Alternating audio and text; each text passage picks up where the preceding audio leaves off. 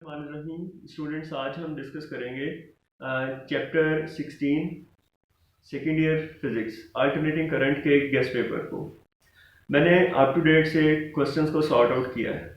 Up to dates में से MCQs लिए, अप टू डेट्स में से शॉर्ट क्वेश्चंस लिए जो कि चैप्टर में से होते हैं और एक्सरसाइज के होते हैं। फिर वो एग्जांपल्स को आपके सामने मैं सामने जो शो करूँगा वो एग्जांपल्स जो पेपर में रिपीट हो चुकी हैं and important numericals and also long questions. इस बात को शुरू करने से पहले मैं एक इम्पॉर्टेंट बात आपको बता दूं यार। मेरी अगर आप प्लेलिस्ट चेक करेंगे तो मैंने चैप्टर वाइज इसी तरह से इतनी मेहनत से मैंने जो मेरे पास प्लेलिस्ट है वहाँ पे चैप्टर 1 से फर्स्ट ईयर और चैप्टर 12 से सेकेंड ईयर के इसी तरह मैंने जो है वो नोट्स हैं अपलोड किए हुए हैं। ठीक है, वो प्लेलिस्ट में फर्स्ट ईयर की अलहदा और सेकेंड ईयर की अलहदा प्लेलिस्ट है। ओके, हम स्टार्ट करते हैं चैप्टर 16 के एमसीक्यू से। डियर्स, पहला एमसीक्यू जो है वो है इन प्योरली कैपेसिटिव सर्किट करंट जो होता है वोल्टेज को लीड करता है। इसके बाद नेक्स्ट ये है कि इन प्योरली इंडक्टिव सर्किट जो वोल्टेज है वो करंट को लीड करता है, क्योंकि इस कॉन्सेप्ट में आपने बैक ईएमएफ को अपने जहन में रखना है। इसके बाद नेक्स्ट वन है कि in pure resistive circuit the phase difference between current end voltage is zero. उसकी रीजन ये है कि इसमें ना तो बैक ईएमएफ प्रोड्यूस होता है, ना ही चार्जिंग एंड डिसचार्जिंग के कॉन्सेप्ट को जहन में रखना है कि ना वो कैपेसिटर वाला इफेक्ट प्रोड्यूस होता है, इसलिए दोनों जो है वो हैंड टू हैंड चलते हैं। नेक्स्ट वन है कि by increasing the frequency of AC source the capacitive reactance of a capacitive circuit decreases, क्योंकि XC is equal to 1/2πfc होता है कैपेसिटिव रिएक्टेंस का फ्रीक्वेंसी से इनवर्स रिलेशन है। नेक्स्ट वन है कि by increasing the frequency of AC source the inductive reactance of inductive circuit increases. इसमें इन दोनों का डायरेक्ट रिलेशन होता है, वो मैं आगे देखें। जैसा मैं अभी कैपेसिटर की रिएक्टेंस का फार्मूला शो कर रहा हूँ XC is equal to 1/2πfc, तो इसके बाद नेक्स्ट में शो कर रहा हूँ XL is equal to 2πfl। यहाँ डायरेक्ट रिलेशन है, वहां इनवर्स था, इसकी वजह से ये थोड़ा अपोजिट बिहेव करते हैं। इसके बाद नेक्स्ट वन है कि power dissipation of a choke is nearly equal to zero. ठीक है, नेक्स्ट वन है कि power drawn at the resonance frequency of parallel resonance circuit is zero, क्योंकि पावर जो ड्रॉ हो रही है वो क्योंकि हम इसको कंसिडर कर रहे हैं कि वो डिसिपेट नहीं करता, वो जो रेजोनेंस जो पैरेलल रेजोनेंस सर्किट इसको रिजेक्टर कहते हैं, और जो सीरीज रेजोनेंस सर्किट होता है उसको हम एक्सेप्टर कहते हैं, जो कि पावर फैक्टर जो है 1 ड्रॉ करता है। इसके बाद नेक्स्ट वन जो है वो है कि when the capacitor just start charging, जब कैपेसिटर चार्जिंग स्टार्ट करता है तो उस वक्त जो IV कर्व है उसकी स्लोप स्टार्ट में, अभी आपके सामने जो ये ग्राफ है इसमें देखें, स्टार्ट में मैक्सिमम है और फाइनली चार्जिंग पे आके ये मिनिमम हो जाती है, यानी कि स्लोप स्टीप हो जाती है। यहाँ पे ये पेन को देखें, स्लोप है, यहाँ पे आके ये पेन बिल्कुल स्लोप को जीरो कर गया। इसके बाद नेक्स्ट वन जो है वो है greater the modulation in carrier shorter will be the range.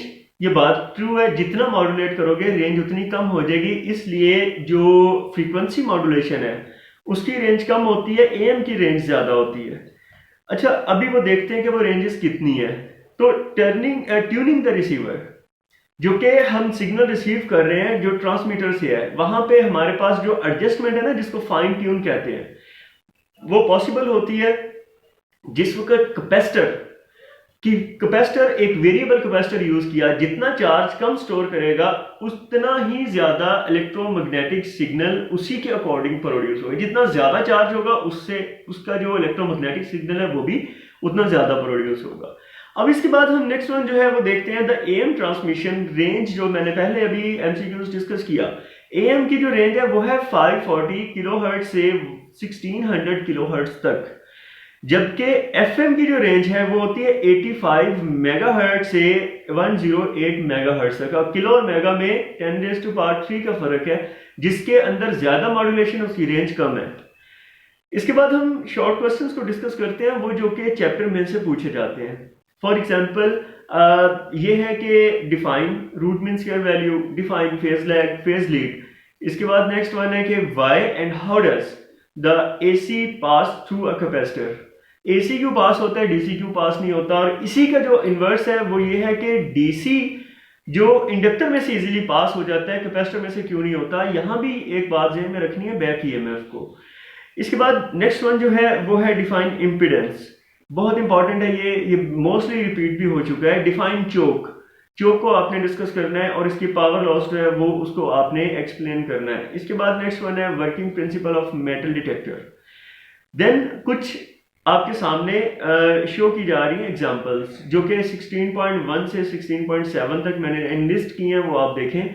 और इसके बाद शॉर्ट क्वेश्चंस जो कि एक्सरसाइज के हैं, और देन मैंने जो न्यूमेरिकल प्रॉब्लम्स हैं वो भी आपके सामने सामने बिल्कुल प्रेजेंट है। इसके बाद हम लॉन्ग क्वेश्चंस पे बात करते हैं। तो वो है कि right note on AC through a capacitor, right A note on AC through an inductor. ये वो क्वेश्चन है जो कि पास रिपीट हो चुके हैं। What is an RLC series circuit? इसमें रेजोनेंस फ्रीक्वेंसी को आपने बताना है, ठीक है, 1/2 पाई LC स्क्वायर रूट। इसके बाद नेक्स्ट वन है कि what is an LC parallel circuit, जिसको रिजेक्टर सर्किट कहते हैं।